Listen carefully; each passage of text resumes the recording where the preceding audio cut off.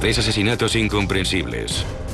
Parece que ese individuo elige a las víctimas que considera son una oportunidad para él. Un asesino en serie andaba suelto. Renee Baker consiguió ir al lugar con el asesino y ocurrió algo que la pilló desprevenida. ¿Podría una experta en perfiles criminales interpretar la obra de un asesino y ayudar a detenerle?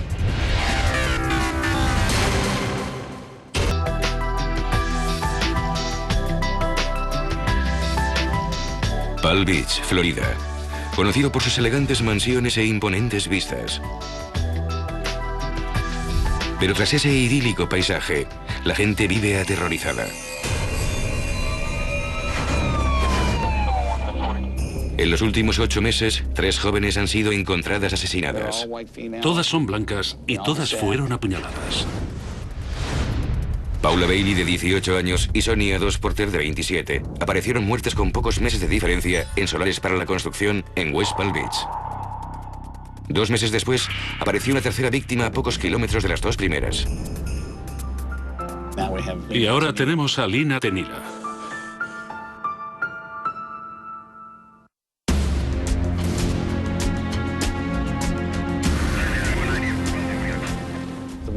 A esa parecía que la había apuñalado con rabia y la atropelló con su vehículo cuando se marchaba. El asesino hizo un buen trabajo cubriendo su rastro. Las pruebas que encontramos en la escena del crimen eran mínimas. Teníamos muy poco para localizar al potencial sospechoso. Unos meses después, con la policía del condado de Palm Beach con los nervios de punta, un bombero vio algo extraño en la orilla de una reserva para aves, no lejos de donde encontraron a la tercera víctima. Iba camino al trabajo y al cruzar el puente vi algo que no me pareció normal. Observé la playa con los prismáticos y vi lo que realmente no quería ver. Pero era evidente. Era un cuerpo de mujer. Con el móvil llamé a la policía mientras me acercaba al cuerpo. Los investigadores temían que el asesino en serie se hubiera cobrado una cuarta víctima.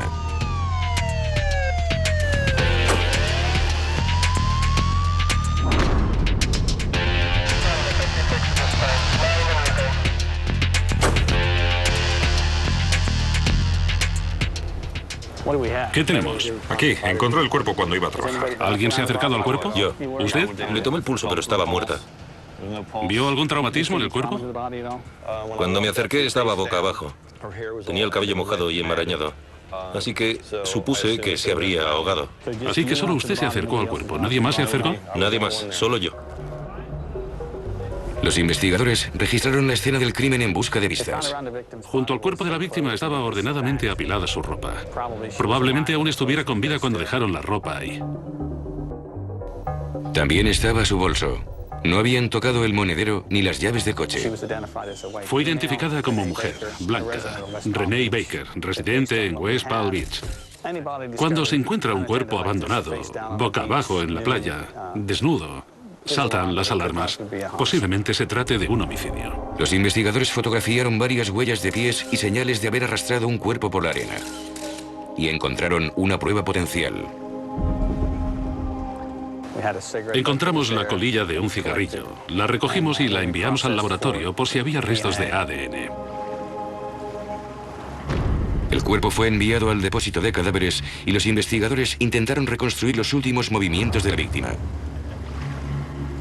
Tenía algo con que trabajar, ya que sabíamos su nombre, su dirección, y descubrimos que era propietaria de un vehículo. Intentamos localizar su coche para saber dónde lo había dejado.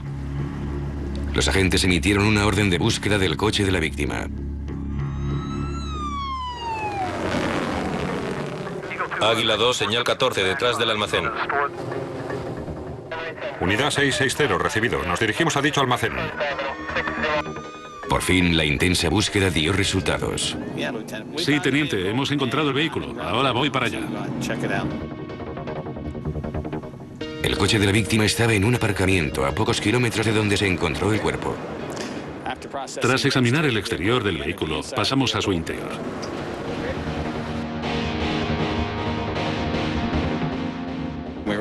Buscábamos cualquier prueba que nos indicara si estaba con alguien. De nuevo cigarrillos, de la misma marca que la colilla encontrada en la playa junto a su cuerpo. Pero ¿a quién pertenecían los cigarrillos? ¿A Renee Baker o a su asesino?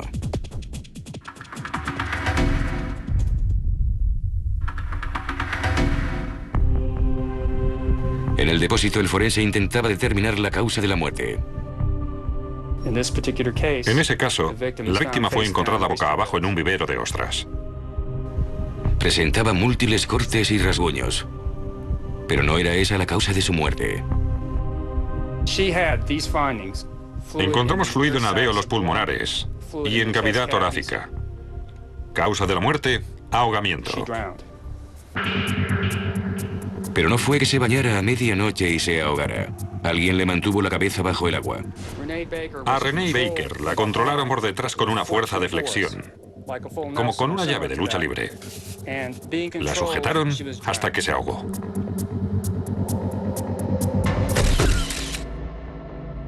Ya eran 4 las mujeres asesinadas en el condado de Palm Beach. ¿Pero el caso Baker estaba relacionado con los otros 3? Para averiguarlo, el sargento Springer llamó a una de las mejores expertas en perfiles criminales. Hola, Dale. Hola, sargento Springer. Recibí una llamada de la oficina del sheriff del condado de Palm Beach. Me pidieron que revisara la información que tenían sobre una serie de asesinatos para ayudarles a determinar si los casos estaban relacionados. La agente Hinman inmediatamente captó varias similitudes. En los 4 casos, las víctimas eran jóvenes y atractivas. Fueron llevadas en coche a la escena del crimen por el asesino. Las dejó en lugares donde era muy fácil que fueran encontradas. Y en ninguno de los casos se hallaron pruebas físicas. Sin pistas y sin sospechosos, ¿podría el agente Hinman ayudar a los investigadores a resolver el asesinato de Renee Baker? Los investigadores habían pedido ayuda a Dale Hinman, experta en perfiles criminales, para resolver el asesinato de Renee Baker, la 4ª joven asesinada en el condado de Palm Beach en menos de un año. Al analizar el asesinato de Renee Baker, quería establecer si una serie estaba asesinando mujeres en el estado de Florida. Fue a la playa en la que fue asesinada Baker en busca de alguna pista conductual. Tenía 2 motivos para ver la escena del crimen.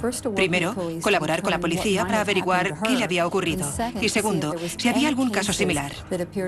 Hola, sargento Springer. Me alegro de verte. Celebro que hayas podido venir. Siempre es de gran ayuda tener la oportunidad de ver la escena del crimen. Sí, esta es la escena del crimen. Tenemos huellas de pies de 2 personas en dirección al agua. No denotan nada raro. Entiendo. No indican que en ese momento la víctima estuviera siendo coaccionada. Parece que lo que fuera que ocurriera, ocurrió de pronto. Los agentes también encontraron señales de que un cuerpo había sido arrastrado desde la zona boscosa hasta donde fue encontrado el cuerpo. Como puedes ver, las señales empiezan aquí. Y ahí es donde se encontró el cuerpo. Es muy interesante que el crimen se iniciara en una zona oculta, pero la arrastrara hasta aquí, donde podía verla cualquiera. Eso le sugería a Hillman que al asesino no le preocupaba ser reconocido por alguien que pasara por allí. Lo más probable es que no fuera conocido en la ciudad. Yo diría que no tenía ninguna relación con esta zona ni con la víctima. No salió corriendo. Parece que ni siquiera le preocupó dejar el cuerpo aquí. La agente Hillman advirtió algo revelador en la ropa. La ropa estaba en esta zona, cuidadosamente doblada. Parece que ella misma se quitó la ropa. No da la impresión de que el agresor se la arrancara ni le obligara a quitársela. Ella se la quitó y la dejó ordenadamente, ya que tenía la intención de volver a ponérsela. Tampoco faltaba nada de su bolso, ¿verdad? Estaba todo. Documentos de identificación, las llaves del coche. O sea que no guardaba relación con ninguna discusión por dinero. Encontramos una colilla de cigarrillo que creemos pertenece al agresor. Quien quiera que fumara el cigarrillo que encontraron en la playa pudo dejar su ADN en él. Y si había alguna coincidencia en la base de datos de ADN, puede que averiguaran quién la mató.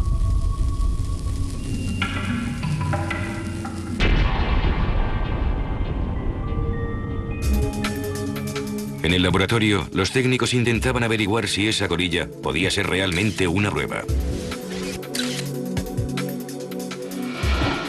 Cuando alguien fuma un cigarrillo, deja su saliva en él. En esa saliva hay células del interior de la boca y ahí es donde se encuentra el ADN.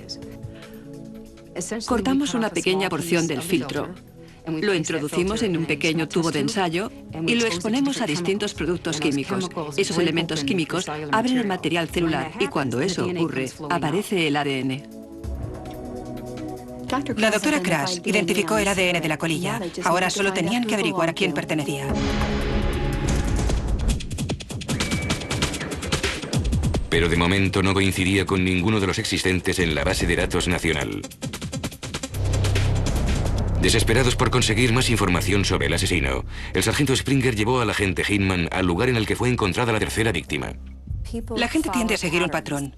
Lo que estábamos buscando era alguien que hubiera cometido múltiples crímenes e intentábamos relacionarlos con esos. En realidad estamos buscando alguna similitud, algo que relacione a esas 4 víctimas y que nos ayude con la investigación. ¿Hay alguna similitud en las escenas de los crímenes? 2 de ellas se encontraron en el oeste, en zonas apartadas. Las víctimas 1 y 2, Paula Bailey y Sonia Dos Porter, fueron encontradas en solares para la construcción en la zona oeste de Palm Beach. ¿Cómo fueron asesinadas esas 2 víctimas? Una chica parecía que la había apuñalado con rabia, con un montón de puñaladas. A la otra chica de la zona oeste la apuñaló y la atropelló con su vehículo cuando se marchaba. Y aquí es donde se encontró el cuerpo. La tercera víctima, Lina Tenila, fue estrangulada y apuñalada. También fue la única víctima que trasladó de la escena del crimen. La abandonaron aquí. Paula fue asesinada donde la encontramos. Esas víctimas fueron abandonadas desnudas, pero esta estaba vestida cuando la encontraron. Pero debido a la proximidad del lugar donde se encontró a Renee Baker, pensamos que podían estar relacionadas. Cuando analicé la escena del crimen de los otros asesinatos, era evidente que había muchas diferencias. No estábamos seguros de poder relacionar todos los casos. 2 fueron apuñaladas, pero no Renee Baker. Podemos descartar que se trate del mismo hombre. De momento yo no excluiría a la señorita Baker, pero en base a la proximidad y a cómo ocurrieron los otros asesinatos, me inclino a pensar que los otros asesinatos fueron obra de otra persona. Con el asesino en serie eliminado en cuanto al asesinato de Baker, la investigación cambió de rumbo y empezó a buscar a un sospechoso más próximo a la zona. La agente Hinman estaba convencida de que Renee Baker y las otras 3 víctimas no fueron asesinadas por el mismo hombre. El hecho de que Renee Baker estuviera desnuda y hubiera sido estrangulada y ahogada diferenciaba su homicidio de los otros casos. Quien quiera que fuera el asesino, parece que Renee Baker confiaba lo suficiente en él como para que subiera a su coche. Los agentes empezaron a investigar su vida personal.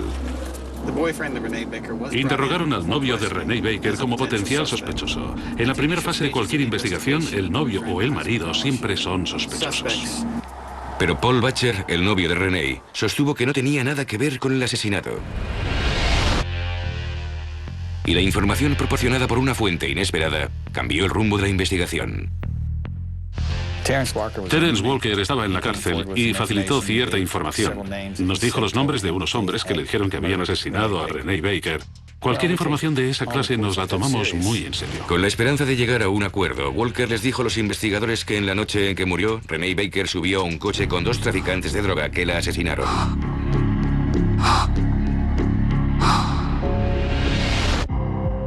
Anotamos los nombres que nos dio y los investigamos, incluyendo dónde estaban cuando tuvo lugar el asesinato. Es evidente que teníamos sus antecedentes. La agente Hinman no se creía la historia de Walker. En base a lo que vimos en la escena del crimen, era evidente que solo un individuo participó en el asesinato. Cuando dijo que eran unos individuos muy violentos, eso no coincidía con lo que habíamos visto en la escena del crimen. Todo sugería que Renee Baker fue por voluntad propia con el asesino hasta la escena del crimen. Y que ocurrió algo que la cogió por sorpresa.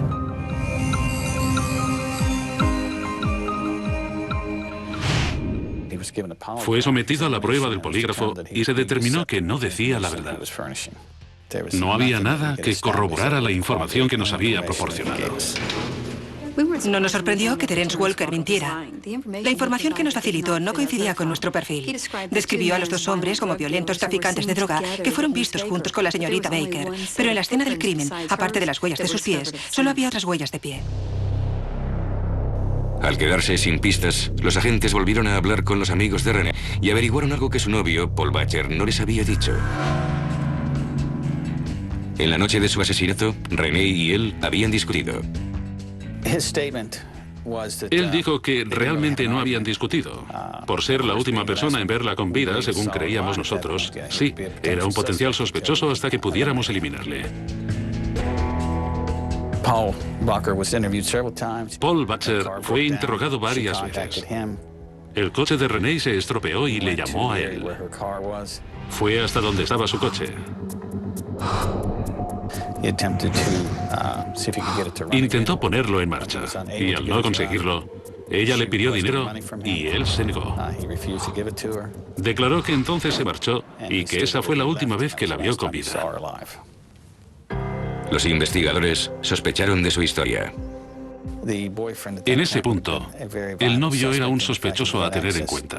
El hecho de que tuviera acceso al vehículo explicaba que hubiera fumado los cigarrillos en el coche, así como que dejara la colilla que se encontró en la playa. Compararon su ADN con el de la muestra de la colilla. Pero el resultado no fue el esperado. El ADN lo eliminó como sospechoso en ese caso. Con su principal sospechoso eliminado, los investigadores estaban como al principio. Pero si la agente Hinman tenía razón sobre el asesino, pronto volvería a actuar. La personalidad de Renee Baker era muy poco agresiva. Dudábamos de que ella hubiera hecho algo para alentar un ataque. Debido a eso, creíamos que el asesino cometería otro asesinato y que su ADN acabaría en la base de datos. No pasó mucho tiempo cuando una detención, a miles de kilómetros de distancia, avivó el caso.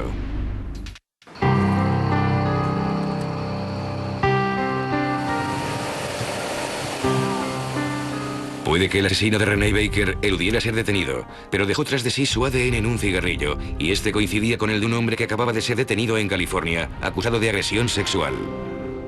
La policía de San Diego y la oficina del fiscal nos notificaron que el ADN de nuestro hombre coincidía con el encontrado en un cigarrillo fumado por un individuo identificado como Scott Erskine. Ese hombre de 40 años tenía un largo historial delictivo, incluyendo varias agresiones violentas a mujeres. La coincidencia del ADN del cigarrillo recuperado en la escena del crimen de Renee Baker nos dijo que el sospechoso estuvo allí, pero los agentes aún tenían que probar que la había matado. Residía en el condado de Palm Beach. Su dirección era Royal Palm Beach y trabajaba en un puesto de fuegos artificiales, aproximadamente a una manzana de distancia de donde Renee Baker fue vista por última vez. Había violado a otras mujeres en California. Erskine vivía y trabajaba en la misma zona en la que fue encontrado el coche de Renee Baker. Todos suponíamos que la conocía o confiaba lo suficiente en él como para aceptar que la llevara en su coche. Y no tenía dinero. Una colilla de cigarrillo en la escena del crimen solo es una prueba circunstancial. Por eso el laboratorio de serología realizó más pruebas de ADN para ver si había más pruebas de ADN. Un buen trabajo de la policía más las pruebas de ADN bastaron para acusar a Erskine del asesinato de Renee Baker. Solo uno de los otros 3 asesinatos fue resuelto. Los investigadores siguen buscando pruebas en los otros 2 casos. Scott Erskine se trasladó al otro extremo del país y cometió delitos que eran muy distintos. Pero gracias a una investigación concienzuda y a una analista de ADN extraordinaria, la familia de Renee Baker vio que se hacía justicia con el asesino de su hija.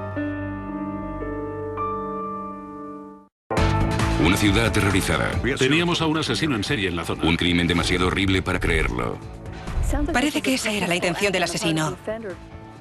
En los casos en los que el asesino coge una parte del cuerpo o sangre de la víctima, se puede interpretar como que dicho individuo intenta adueñarse de ella o poseer. Condado de Brevard, Florida.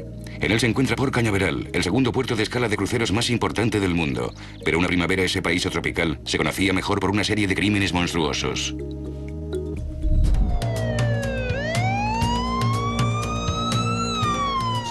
...670, Brevard 51. Nos dirigimos al cruce entre la Nacional US1 y Malabar.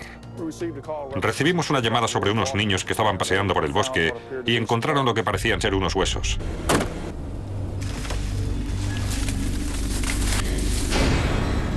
Inmediatamente los agentes vieron que eran restos humanos. Brevard, adelante, notifíquelo a homicidios y a la policía científica. Al registrar el lugar en busca de pruebas, los investigadores hicieron un extraño descubrimiento. Parecía que se trataba de los restos de dos esqueletos restos humanos. Bien, ¿qué tienes? Teniente, en el bosque a unos 50 metros unos chicos han encontrado lo que parecen ser restos humanos. Lo que más me extraña es que no he visto ningún cráneo. ¿Ningún cráneo? Los huesos están muy dispersos. ¿Hay muchos animales por aquí? Hay algunos, no he querido alterar la escena, pero mirando por encima no he visto ningún cráneo. Llamemos a la policía científica, que vengan inmediatamente. En las siguientes horas, los agentes encontraron muchos más restos humanos, pero ninguna pista sólida. No podíamos determinar la causa de la muerte de ninguno de ellos. A veces ves las señales de bala, o si han utilizado un cuchillo o algo similar, suelen quedar señales en los huesos. Pero de esos restos no podíamos deducir nada. Ni siquiera quiénes eran las víctimas. Es muy difícil identificar a alguien sin el cráneo, especialmente sin los dientes. Pero los investigadores sí encontraron una prueba fundamental. Tuvimos la suerte de que una de las víctimas tuviera un brazo enyesado. Empezamos a buscar en los hospitales. Cada médico, según tengo entendido, tiene su propio estilo de enyesado. Si encontraban al médico, tal vez pudieran averiguar la identidad de la víctima, pero les esperaba una larga búsqueda. Al día siguiente, el forense les entregó los resultados. Establecimos que los restos eran de mujer y las condiciones de los cuerpos eran tales que era imposible identificarlos.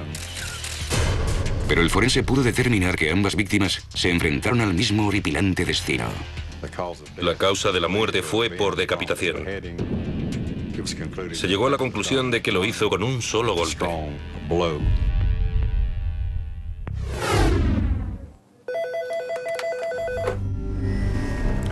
Teniente Lederow. ¿Restos humanos? ¿Eso es lo que tienes? Bien, gracias. A unos 11 kilómetros de la primera escena del crimen, encuentran una tercera víctima. No he visto ningún cráneo. Para el teniente Lederow y sus hombres, era revivir la experiencia. Bien, llamemos a la policía científica. Yo llamaré a homicidios. Adelante, notificad a la policía científica y homicidios. Restos humanos. 2 escenas del crimen, 3 víctimas sin cabeza y muy pocas pistas. El teniente Lederow no podía ignorar las similitudes. Mirando el mapa, las zonas en las que se han encontrado los restos están muy próximas una de otra, a unos 11 kilómetros. Según las estadísticas del FBI, los restos de huesos no se encuentran a menos de 80 kilómetros. Y de pronto nos encontramos con restos humanos de 2 personas en Malabar.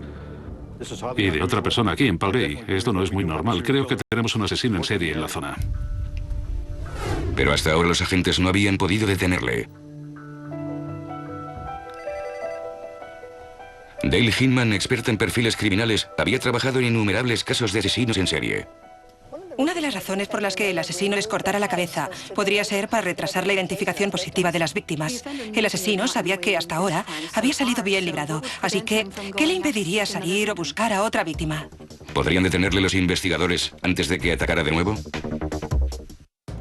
Los investigadores del condado de Brevard, Florida, estaban desconcertados por el hallazgo de 3 mujeres decapitadas. La experta en perfiles de Dale Hinman había revisado los informes del caso. El hecho de encontrar el cuerpo no explica lo ocurrido. Hasta que no identificas a la víctima, no sabes qué camino seguir. Dale, ¿cómo estás? ¿Quieres acompañarme a ver la escena del crimen? La agente Hinman y el teniente Lederow fueron a la primera escena del crimen en busca de respuestas. Los cuerpos fueron encontrados en un lugar apartado. El terreno era propiedad de la compañía eléctrica. Dale, lo que tenemos ahí a unos 100 metros es la escena del crimen. Recuperamos restos humanos de 2 mujeres. La agente Hinman inmediatamente se fijó en el tendido eléctrico. ¿Hay mucha actividad en esta zona?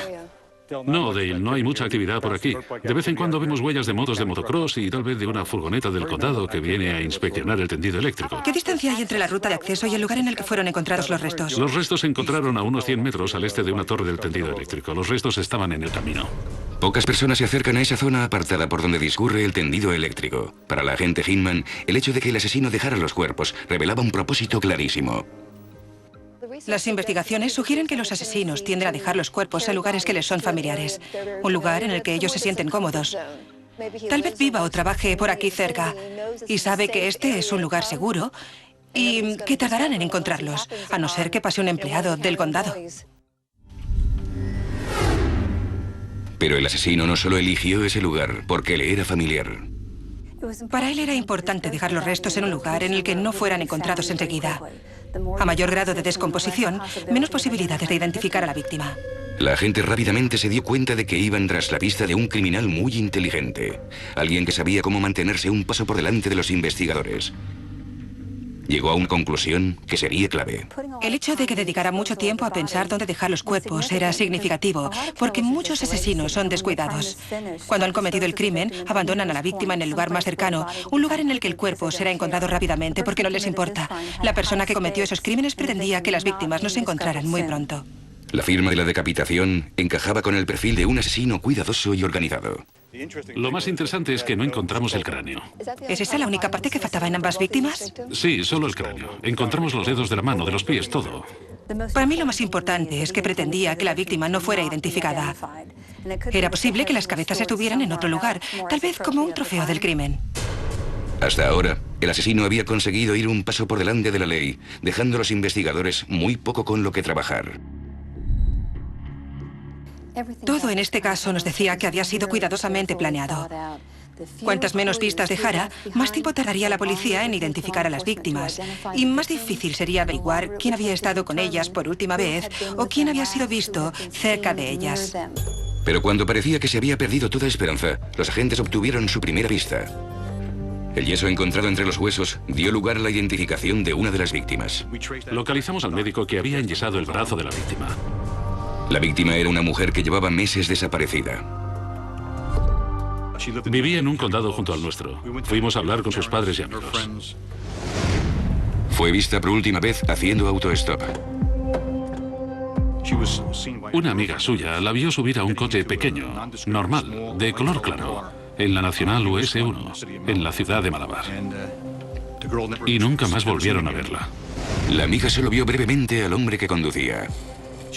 No pudo decirme su edad, solo que iba bien vestido, traje y corbata, y que ella subió a su coche. El relato de la amiga no les dio a los agentes ninguna pista sobre el conductor ni su coche, pero ayudó al agente Hinman a conocer mejor al asesino. Si ella aceptó que un hombre la llevara, o bien le conocía, o su aspecto era tan inofensivo que no sospechó que pudiera ocurrirle algo terrible. 911, ¿de qué se trata? Bien, ¿podría describirla? Enviaremos a alguien a comprobarlo.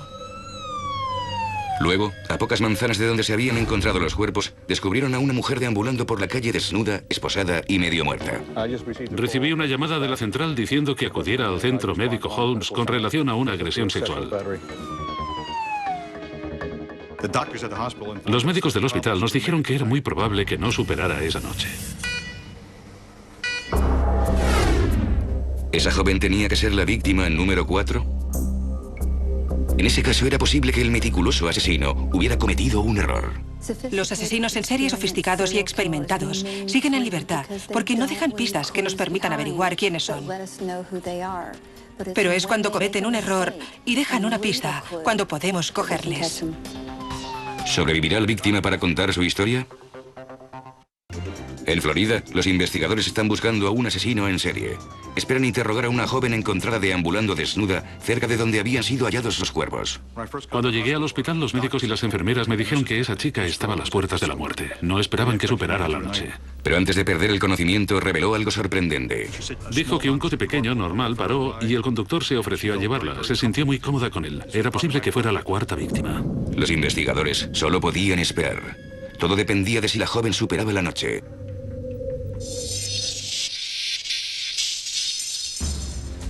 A la mañana siguiente, la víctima se despertó y pudo hablar con los investigadores. ¿Qué te dijo la víctima en su declaración? Que subió al coche y mientras iba conduciendo, el hombre le dijo que había olvidado algo en su casa y si le importaría que pasara por ella. Cuando llegaron a la casa, él se sentó en el asiento trasero del coche, detrás de ella, y antes de darse cuenta la estaba estrangulando y la empujaba contra el salpicadero. Despertó sobre la encimera de la cocina y en ese momento, él la agredió sexualmente. Entonces el doctor Stern les reveló horripilantes detalles de su frágil estado. Su estado era grave.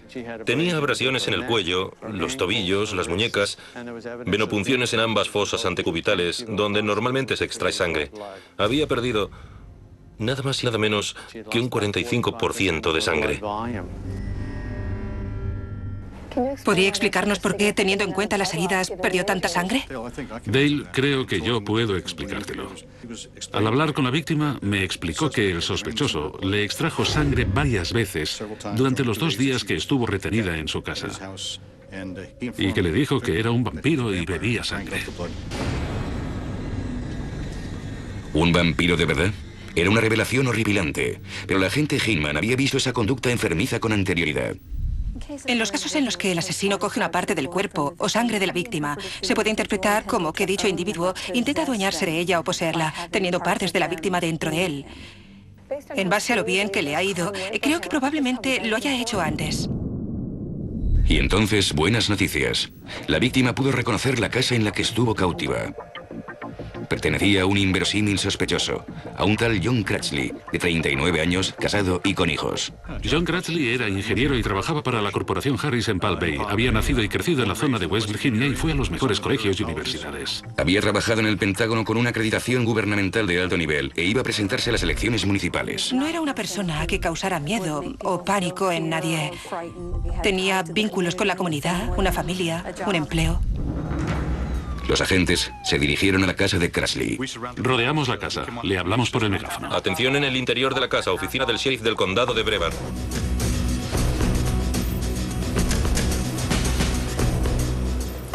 Salió por la puerta lateral y se ofreció a contarnos su versión de la historia.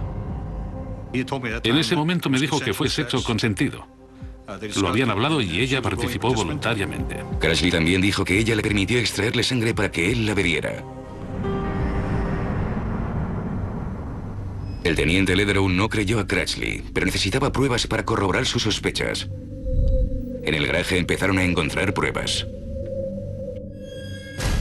Vi 2 motos de motocross. Casi todo el terreno alrededor de los tendidos eléctricos son propiedad de la compañía eléctrica, pero nadie se molesta en vigilarlos. Son muchos los que practican motocross y siguen estos caminos del tendido eléctrico. Los 3 cuerpos fueron encontrados cerca de las líneas del tendido eléctrico. Ahora los investigadores estaban convencidos. Si su última víctima no hubiera escapado, también habría acabado decapitada en un campo.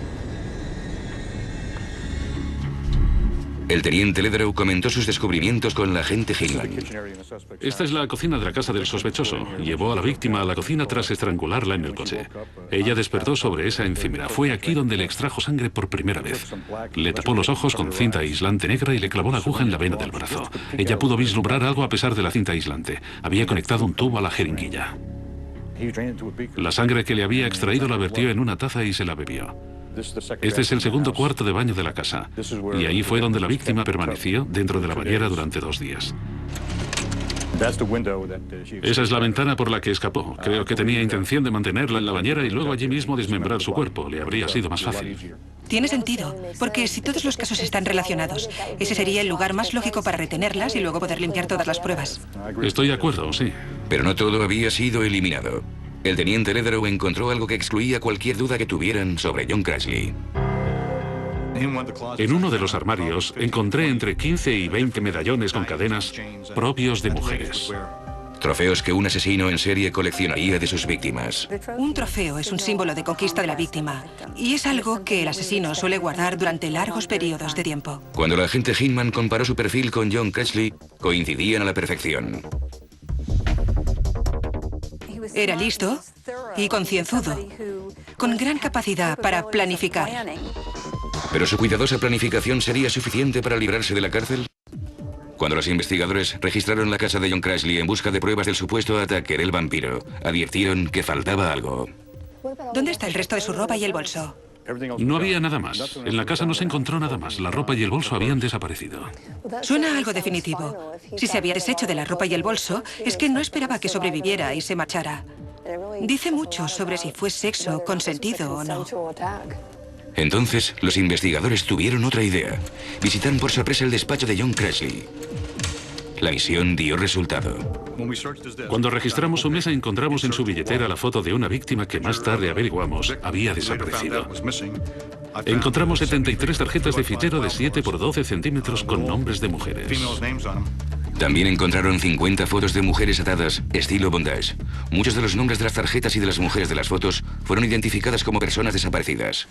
Su colección nos sugirió que para él eran un recuerdo de unos actos con los que realmente había disfrutado. Con solo ver el coche de Crutchley, los agentes supieron que tenían a su hombre. Era un coche de color claro y no había nada que lo identificara. No podía saber ni la marca. Muchos sospechosos hacen que sus coches sean inidentificables y el suyo era perfecto. También era una trampa perfecta. En el coche llevaba una palanca en el lugar del encendedor que servía para cerrar la puerta del pasajero. Un cable pasaba por detrás de la guantera hasta la puerta y lo único que tenía que hacer era tirar de él para que se cerrara la puerta y la víctima no pudiera salir del coche.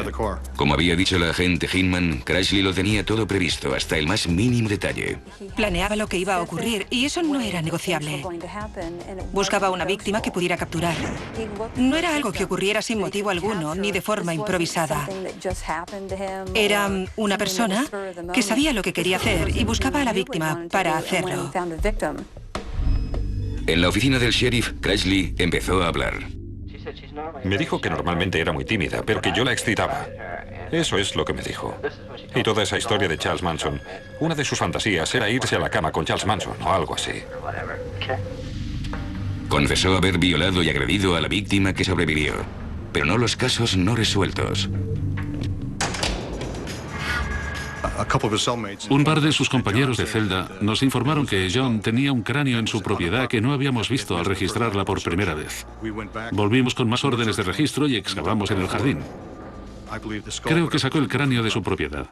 Nunca lo encontramos, pero yo creo que estuvo allí. Tras ser condenado por violación y secuestro, Crutchley fue condenado a 25 años de cárcel. Estoy convencido de que John era el autor de por lo menos 6 asesinatos. Esa clase de delito muy técnico, en el que la persona cuenta con todos los recursos para cometer el crimen, es imposible que fuera el primer asesinato que había cometido. Había practicado con muchos asesinatos, muchos crímenes anteriores. Pero antes de que los investigadores reunieran todas las pruebas, Crutchley fue encontrado muerto en su celda. Presuntamente se había suicidado. Debido a que John Crutchley murió en la cárcel, a muchas familias se les negó su oportunidad de ver cómo se hacía justicia. Gracias a la extraordinaria capacidad del teniente Bob Lederow, se revolvió el caso y hasta cierto punto se hizo justicia.